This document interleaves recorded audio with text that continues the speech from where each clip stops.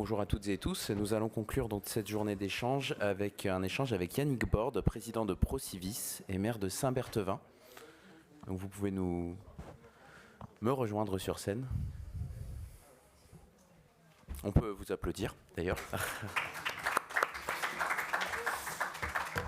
Donc Philippe Pelletier a eu un empêchement également, donc il ne pourra pas être avec nous ce soir. Donc l'idée, voilà, c'est de conclure notamment cette journée de conférence ici. Et peut-être on peut commencer par un petit mot de présentation de Procivis, rappeler vos activités. Bonjour à tous, merci de l'invitation. Alors toujours un plaisir de présenter Procivis parce qu'on est un être un peu compliqué à comprendre. Le réseau Procivis, c'est 44 sociétés coopératives aujourd'hui en France qui sont membres de l'Union sociale pour l'habitat. Donc moi je préside le réseau depuis 2012 et je dirige la société dont le siège est à Angers. Et on est sur une grande partie de la chaîne du logement, c'est-à-dire promoteur immobilier avec une très grande orientation à accession sociale. On est membre de l'Union sociale pour l'habitat d'ailleurs en tant que réseau Procivis, et j'en suis l'un des vice-présidents. On est constructeur de maisons individuelles. Alors suivant les années en promotion, on se balade entre la 6e ou la 8 ou 10e place. 2e ou 3e constructeur de maisons individuelles. 4e réseau d'administrateurs de biens, avec principalement la marque Immo de France pour 60% du chiffre d'affaires. C'est un réseau qui fait 1,5 milliard de chiffre d'affaires, 1,3 milliard en construction et 200 millions en services immobiliers, qui est aussi à la gouvernance d'un ensemble d'organismes HLM pour à peu près 65 000 logements sur 8 sites en France, 3 000 collaborateurs. Et une particularité liée à son statut coopératif, c'est qu'on œuvre dans un secteur concurrentiel, donc notre activité économique doit être performante et si possible rentable, même si la conjoncture ces derniers temps nous rend l'exercice plus compliqué. Mais comme le statut coopératif fait qu'il n'y a pas d'actionnaire à prélever les réserves et à prélever du dividende ou un cours de bourse à suivre, en fin de compte, on réinvestit une partie de nos résultats dans des actions sociales dans le domaine du logement. Et la convention qui est actuellement en cours, que j'ai signée en 2023 pour la période 2023-2030, c'est 500 millions d'euros d'accompagnement des populations modestes dans l'amélioration de leur logement, avec un gros focus ces derniers temps sur la question de la copropriété. Voilà, donc on est sur pratiquement tous les segments, une grande partie des segments en tout cas de l'habitat.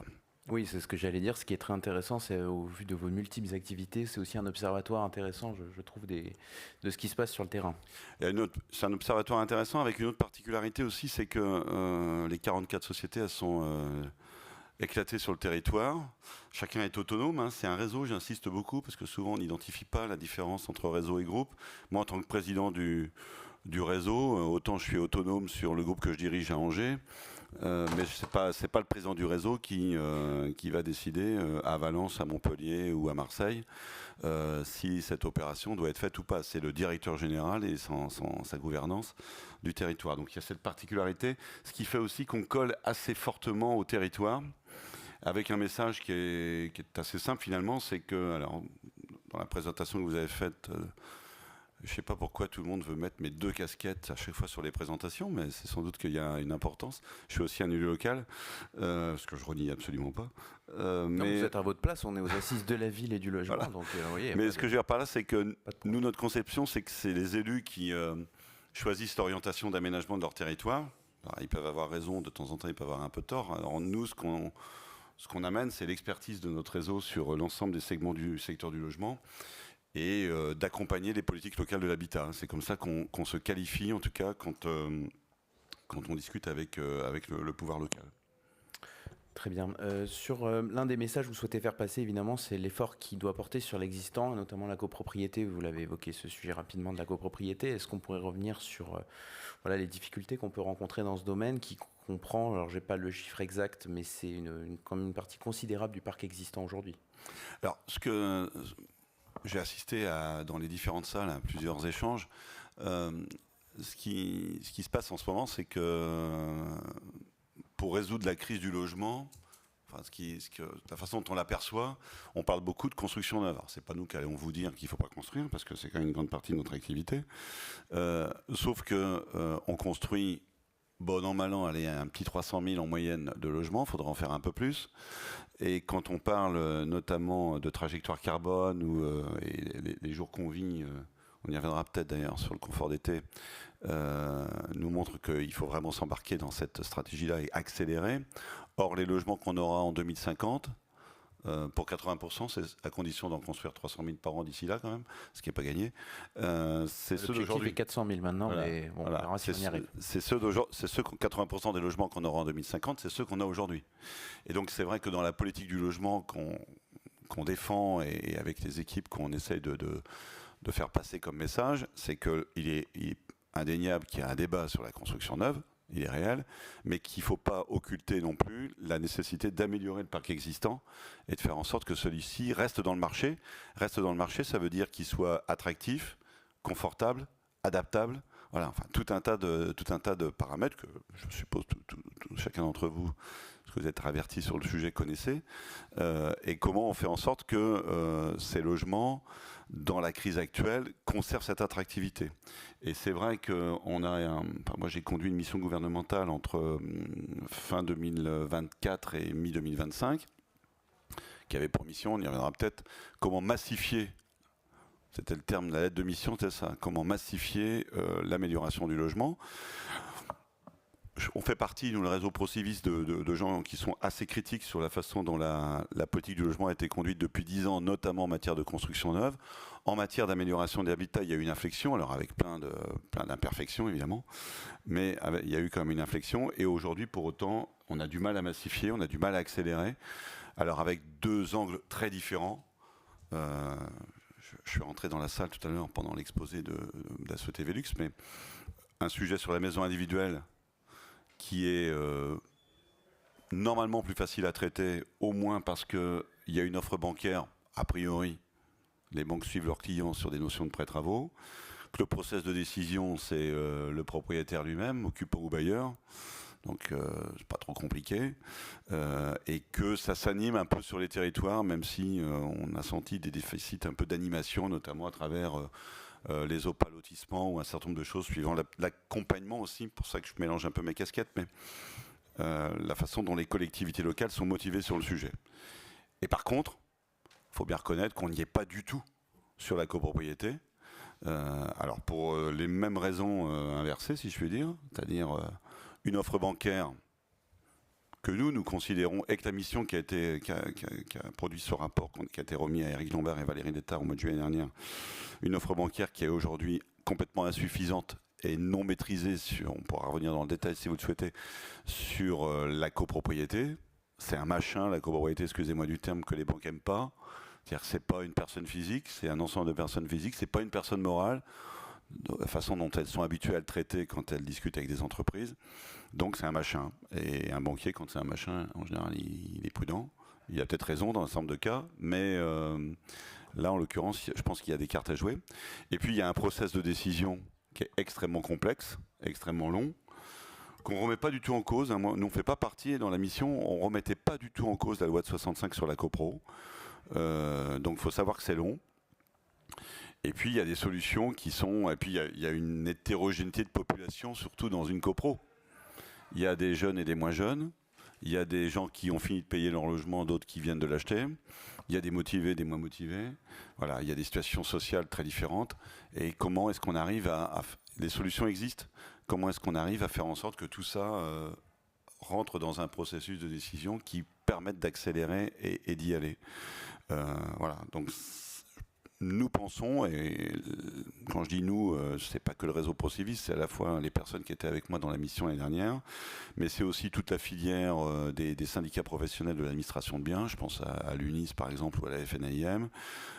C'est le cas aussi d'une instance auquel je participe qui s'appelle Pluriance, qui regroupe les 10 plus gros réseaux d'administration de biens en France. Donc vous voyez à peu près lesquels. Voilà, donc tout le monde a envie d'accélérer. Il y a encore pas mal de freins quand même à l'accélération et à la massification principalement un frein bancaire quand même à notre avis, à la massification de l'amélioration du logement dans les copropriétés. Oui, parce qu'il y a des aides, il y a ma prime rénov copro, ça existe, il y a quand même des outils qui sont en place. Là aussi, vous allez comprendre mes deux casquettes, c'est que moi je ne fais pas partie de ceux qui va aller réclamer d'argent public supplémentaire, d'abord parce que je pense qu'il n'y en a plus, ou peu. Donc ce qui existe, utilisons bien. Ce qui était ressorti de la mission qui s'appelait Banque de la rénovation et de l'amélioration du logement, c'était d'abord, si possible, sanctuariser les dispositifs, arrêter de faire du stop and go qui lui est mortel quand même un peu pour la dynamique. Mais ça, c'était le premier point. Et le deuxième point, c'est, dites-nous si c'est 1, 2, 3, 4 milliards, on aurait tendance à dire peu importe, on fera avec. Mais en tout cas, que les règles du jeu ne soient pas en train de bouger sans arrêt. Ça vaut pour l'individuel d'ailleurs. Parce qu'entre le moment où vous commencez à vous gratter la tête pour savoir si vous allez passer sur un projet ou si vous allez commencer à lancer une réflexion, et le moment où vous le réalisez vraiment, même si vous êtes en maison individuelle, il se passe quand même quelques mois. En copropriété, il faut savoir que il se passe quasiment 3 assemblées générales, donc potentiellement 2 années, un peu plus de 2 années, quand ça se passe bien. C'est-à-dire, le premier contact, c'est d'avoir, la première condition, c'est d'avoir un syndic qui a envie. Tous les syndics n'ont pas envie. On va balayer devant notre porte aussi, ce qui n'est pas le cas du réseau, nous, mais bien évidemment, mais un syndic qui a envie et un conseil syndical qui est motivé pour explorer le sujet. Pas nécessairement toujours le cas, mais ce binôme-là, il est essentiel pour démarrer. Et après, il faut une première assemblée générale un peu de principe, il faut une deuxième assemblée générale de validation de la solution technique, et puis il faut une troisième assemblée générale de validation de la solution financière. Et là, effectivement, on rentre dans une épicerie qui est un peu complexe parce qu'il faut aller savoir ce que chaque copropriétaire, en fonction de sa propre situation, peut bénéficier. Il faut aller chercher ce que la copropriété, elle, en tant que copropriété, peut bénéficier. Et dans un certain nombre de cas, il y a quand même un reste à charge à financer qui se finance par une solution bancaire. Donc là, effectivement, en fonction des situations de chacun, c'est soit je fais mon affaire, moi, de mon financement bancaire, soit on doit pouvoir avoir accès à des financements collectifs qui existent de par la loi aujourd'hui, mais qui ne sont pas vraiment déployés aujourd'hui par les réseaux bancaires. Et je rappelle quand même que la responsabilité du syndic, c'est qu'une fois que cette troisième assemblée générale est votée, c'est de s'assurer de la capacité à recouvrer les fonds, en tout cas ceux qui sont hors subvention, parce que subventions elles vont venir après, mais en tout cas que la solvabilité de la copropriété existe pour financer les travaux. Donc voilà, un emboîtement qui est quand même encore un petit peu compliqué. Vous l'avez évoqué également, c'est difficile de en parler aujourd'hui du confort d'été. Selon vous, c'est peut-être plus compliqué techniquement que la question du confort d'hiver. Est-ce que vous pouvez nous en dire plus là-dessus ? Alors moi, je suis pas un technicien, je suis plutôt un gestionnaire et un constructeur. Ce qu'il faut peut-être reconnaître, on l'avait dit de façon un peu provocante au démarrage de la mission l'année dernière, c'est que quand on a parlé de précarité énergétique pendant très longtemps, on a parlé de l'hiver en fin de compte. Et quand je disais provocant, on a dit si c'est de financer ou d'accompagner la facture de chauffage des populations les plus modestes entre novembre et février-mars, c'est peut-être pas la peine de s'embarquer à faire des milliards de travaux. Parce que la trajectoire carbone que l'on veut, il faudrait arriver à faire 100 milliards de travaux sur le parc existant entre maintenant et 2032. Après, on peut commencer à réduire un peu la voilure. Et donc, on a bien vu qu'il y avait cette histoire de précarité chez facture qui était née, qui n'est pas nouvelle, mais qui avait été accrue par la crise énergétique liée à la guerre en Ukraine notamment. Et donc, c'était un sujet. Et est venu se greffer là-dessus. Alors, quand vous avez fixé la date de ces journées-là, vous n'aviez peut-être pas tout à fait prévu la météo. Mais effectivement, le confort d'été. Et le confort d'été, la question que se pose aujourd'hui un certain nombre d'acteurs, c'est est-ce que la solution du confort d'hiver et du confort d'été est la même? C'est pas du tout sûr. Sur la construction neuve, on voit bien aujourd'hui qu'on construit d'abord dans un très bon niveau de performance énergétique et avec des espaces extérieurs.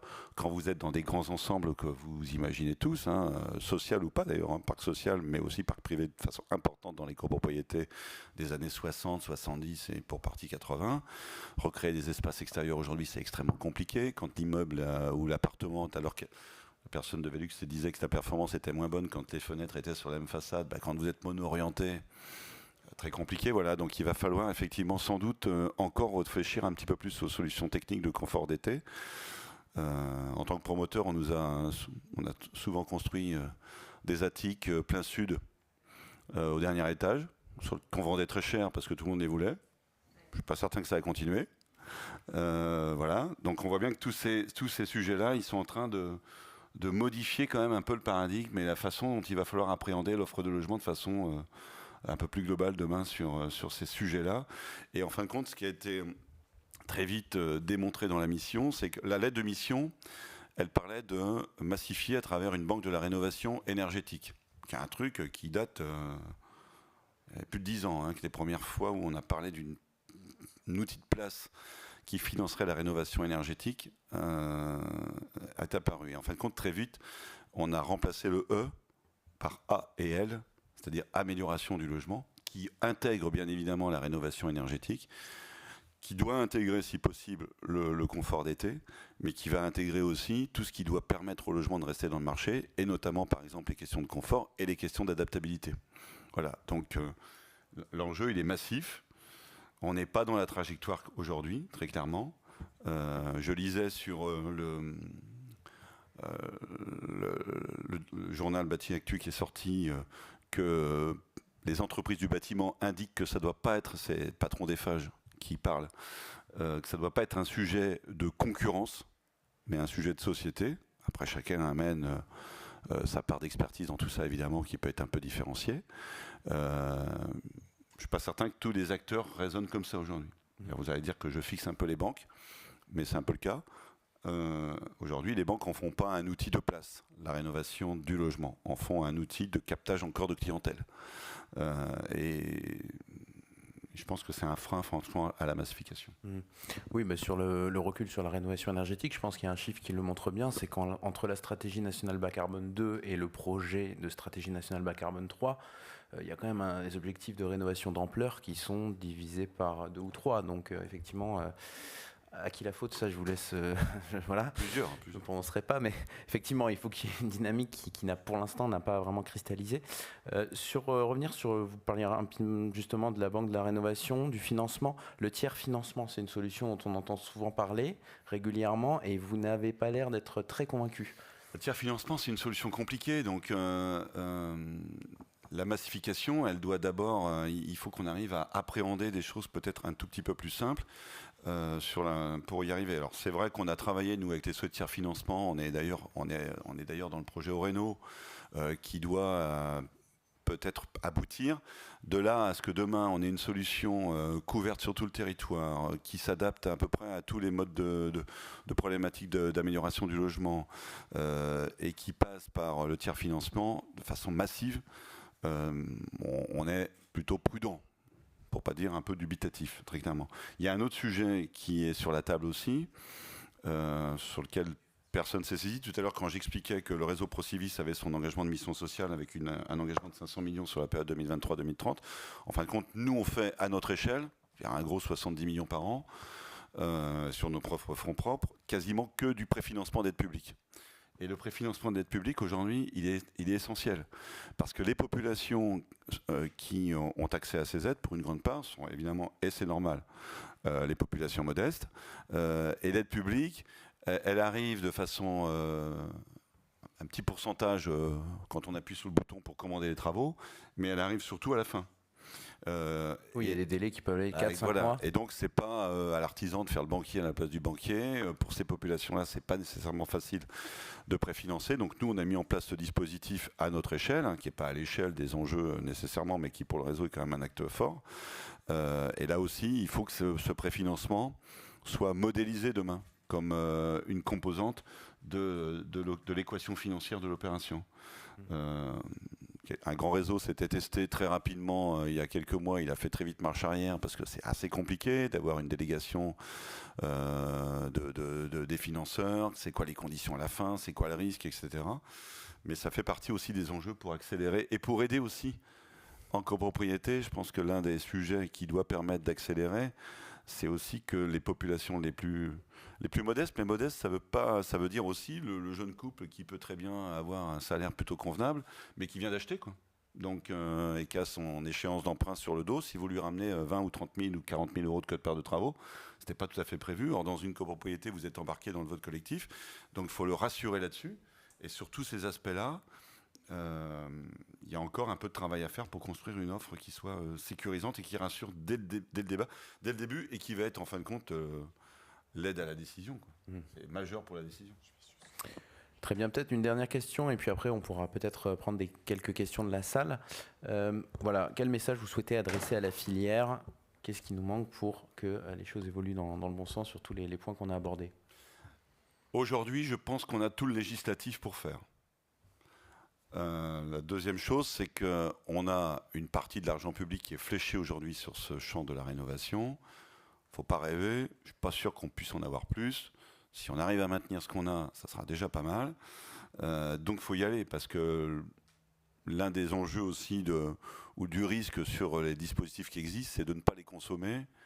Il y a une grande maison sur les bords de Seine qui regarde ça avec beaucoup d'attention. Donc essayons de plus se mobiliser sur cette question-là. Et puis le troisième point, on approche tout à l'heure dans une autre table ronde, dans une autre salle, je crois. Certains évoquaient le fait que, je crois que c'est un des dirigeants du groupe BPCE qui évoquait le fait que la campagne municipale avait peut-être pour la première fois, moi j'en ai fait 5, c'est vrai qu'on n'a jamais vraiment parlé de logement dans les campagnes municipales, sauf la dernière fois. Donc on voit bien que c'est quand même un sujet qui est sur la table. On approche d'une campagne présidentielle, donc si la filière se mobilise tout ensemble, hein, je rappelle qu'il y a aussi des groupements qui ont été montés comme l'Alliance qui regroupe les promoteurs, les services immobiliers, l'US5, la Fédération du bâtiment, toute la filière maîtrise d'œuvre. Donc si tous ensemble, plutôt qu'y aller chacun dans son coin où ça devient à mon avis compliqué, on va parler à la fois de l'enjeu de la construction neuve et de l'enjeu du bâti existant. On aura peut-être plus de chances de contribuer à une politique du logement qui sera peut-être plus adaptée au contexte actuel, qui est quand même un contexte sur le pouvoir d'achat. Il y a l'enjeu climatique, il y a l'enjeu pouvoir d'achat, il y a un enjeu sociétal quand même très fort autour de tout ça. Il y a un enjeu démographique qui fait qu'aujourd'hui, on voit bien que notre population elle est en train de stagner et toutes les prévisions vont plutôt à la baisse, avec des vrais enjeux sur le logement. Et le logement peut être d'ailleurs à la fois une des causes de cette baisse-là, et peut-être demain, on devra en tirer une conséquence, parce qu'il faudra bien adapter le logement à la nouvelle démographie ou nouvelle sociologie, typologie des ménages qui est en train de se dessiner. Voilà, donc c'est que tous ensemble, on partage ça, et que peut-être... alors, tout à l'heure, quand je présentais le réseau, nous, on dit qu'on est un espèce de couteau suisse parfois, c'est-à-dire un truc qui répond à des machins que les autres ne veulent pas faire. Excusez-moi d'employer ce terme-là, mais ça me mérite au moins d'être un peu explicite. Et donc, arrêtons peut-être d'y aller chacun de notre côté dans ces débats-là et essayons de jouer vraiment collectif et embarquons tous ceux qui doivent l'être. Et je pense que la filière est prête. Il faut aller un peu plus loin. Et notamment, je pense à la filière financière qui doit s'associer aussi à la solution un peu plus financière et assurantielle. Parce que derrière la question, il n'y a pas que les banques à embarquer dans le sujet. Dans la mission, on a mis le doigt sur un banquier, ce qu'il n'aime pas, c'est de financer un truc qui ne se réalise pas. Et quand vous êtes sur un engagement d'amélioration de l'habitat, à la fin, on a du mal à mesurer si ça va vraiment se réaliser. Voilà. Donc il y a l'assurantiel, il y a le cautionnement, il y a toute cette filière directe et puis périphérique qu'il faut absolument embarquer. Très bien, merci beaucoup. Bon, on peut vous applaudir. Oui. On a quelques minutes pour des questions, donc voilà. Il y en a déjà 2. Oui, François Pellegrin, architecte. C'est plus une remarque qu'une question.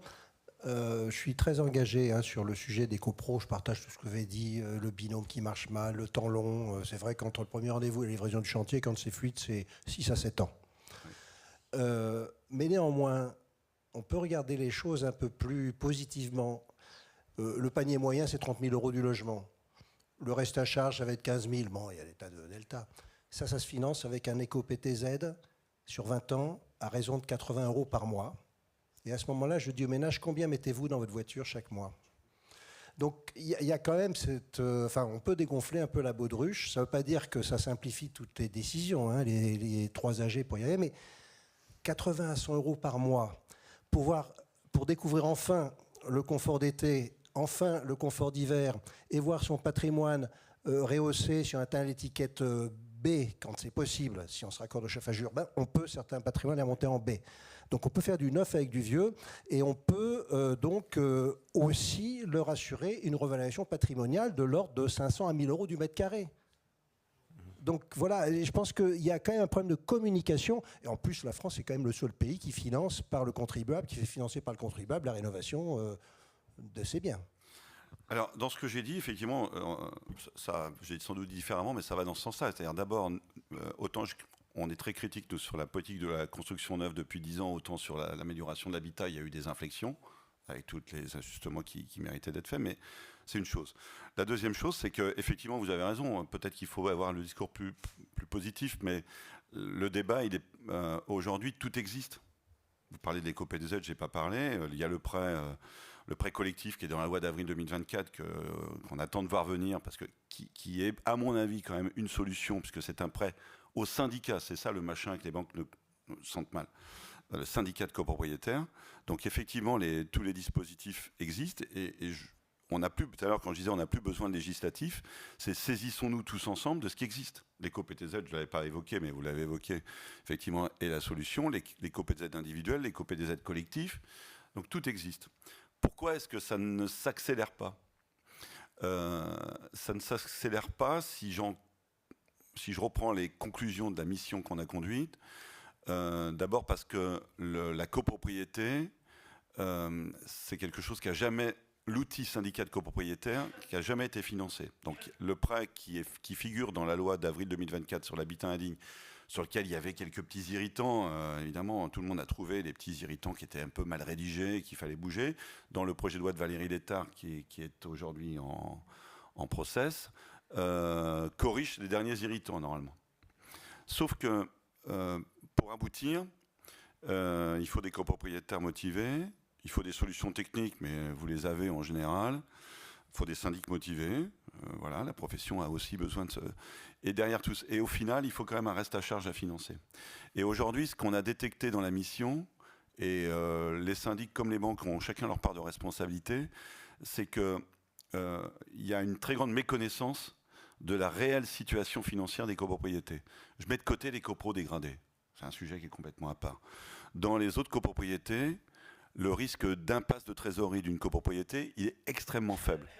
Et d'ailleurs, il est plus réel et plus vraisemblable qu'il puisse se produire sur une petite copropriété de quelques lots, et il y en a beaucoup sur nos territoires, où là, dès que vous avez un ou deux copropriétaires qui ont un peu de peine à payer, peut-être que l'impasse de trésorerie peut arriver. C'est souvent ces sujets-là qu'on l'on voit, nous.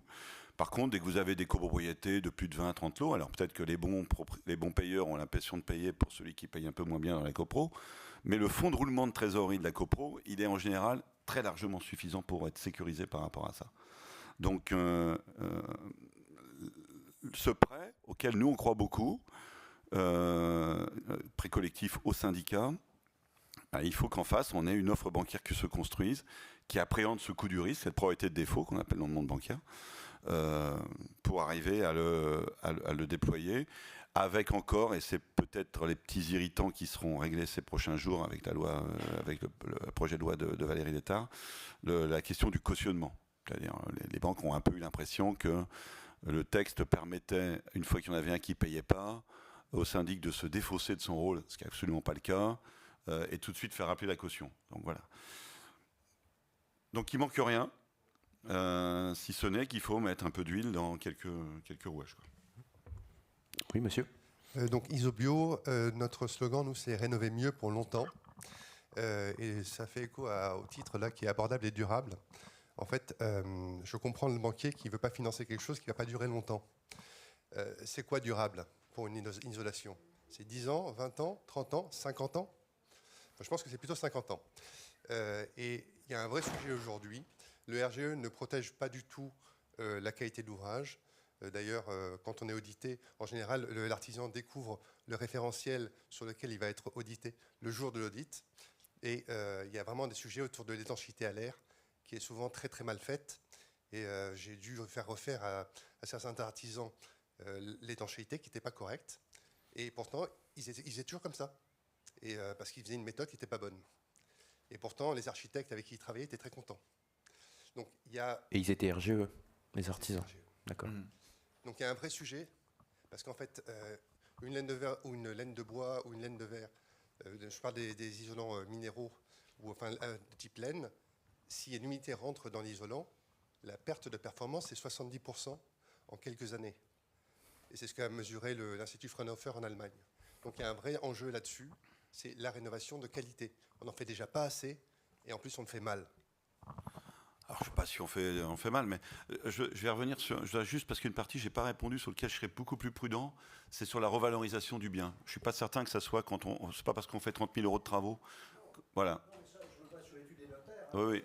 Ce qui est sûr, c'est que si on ne fait pas les travaux, on a un bien qui sort du marché.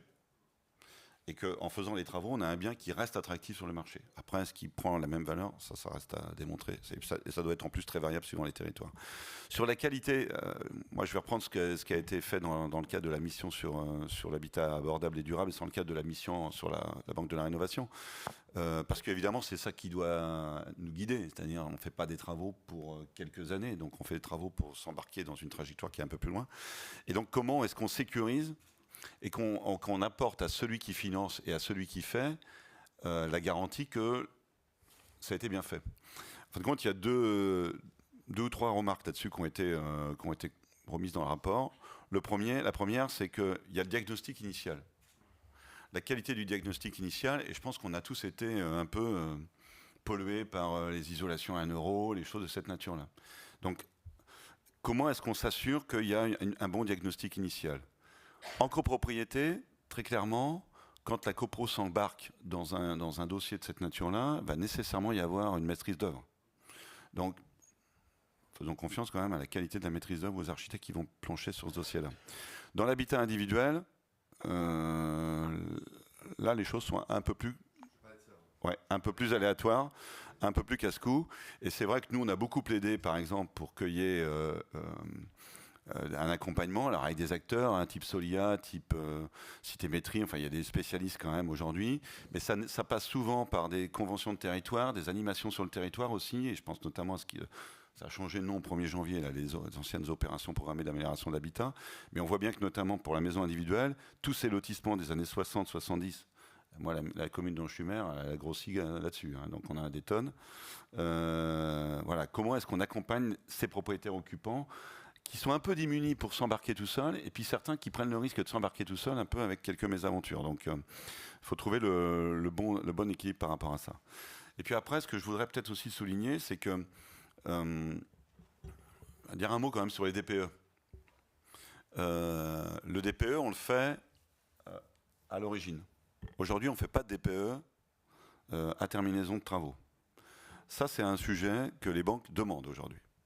Elles en ont d'autant plus besoin qu'avec le verdissement, leur obligation de verdissement de leur propre bilan, ce qu'on appelle les green ratios, elles ont besoin de démontrer que ce qu'elles ont financé est réellement vert, entre guillemets. Voilà. Donc, il y a un sujet sur les DPE. Il y a un sujet sur la qualité des travaux, dans l'exemple que vous citiez. Et en fin de compte, il y a une offre qui est en train de se construire, qui pour l'instant, elle se déploie, je pense, va se déployer de façon assez massive, surtout que c'est un acteur majeur qui l'a produit, c'est SMA BTP, qui est une espèce d'offre d'assurance. C'est-à-dire que vous vous embarquez dans un programme d'amélioration de votre logement, garantissez l'amélioration de la performance. SMA est en train de construire un produit d'assurance d'amélioration de cette performance, qui va reposer après sur deux sujets. Le premier, c'est si c'est pas bien fait, évidemment. C'est est-ce que c'est à l'origine sur la maîtrise d'œuvre ou sur le diagnostic de départ qu'il y a eu une erreur, ou est-ce que c'est, dans l'exemple que vous citez, sur sa mise en situation. Voilà. Donc ça, c'est en train de se déployer. Nous, on part du principe que c'est pratiquement l'un des derniers freins. Vous allez dire que je fais une obsession sur les banques, mais un peu bancaire. Tu ne me répéteras pas, Fabienne, à qui tu sais. Mais on a besoin d'elles, quoi. C'est-à-dire, et moi je les connais bien parce qu'on les travaille beaucoup. Je comprends leurs hésitations, mais à un moment donné, si on amène quelque chose sur la garantie, si on amène quelque chose sur la probabilité de défaut, si on explique que les copropriétés, avant qu'elles soient un impasse de trésorerie, il faut quand même y aller, quoi, sur les grosses copropriétés. Normalement, elles doivent après embarquer et construire le produit qui va avec, qui s'appelle le prêt collectif, qui est dans la loi d'avril 2024. Très bien, merci encore pour cette conclusion. Voilà, il y aurait beaucoup d'autres choses à dire, mais bon, là, le temps nous rattrape. Donc, merci à toutes et tous d'avoir été présents à ces Assises du Logement 2026. Et le Grand Prix des Assises va être remis, le ministre Jean Brun est attendu, le ministre de la Ville et du Logement, pour remettre le Grand Prix. Donc je vous invite, si vous le souhaitez bien évidemment, à rejoindre la salle qui, si je ne me trompe pas, est par là plutôt, voilà, qui est juste à droite quand vous avez monté l'escalier. Et voilà, je pense qu'on peut vous applaudir. Merci. Et bonne fin de journée à toutes et tous.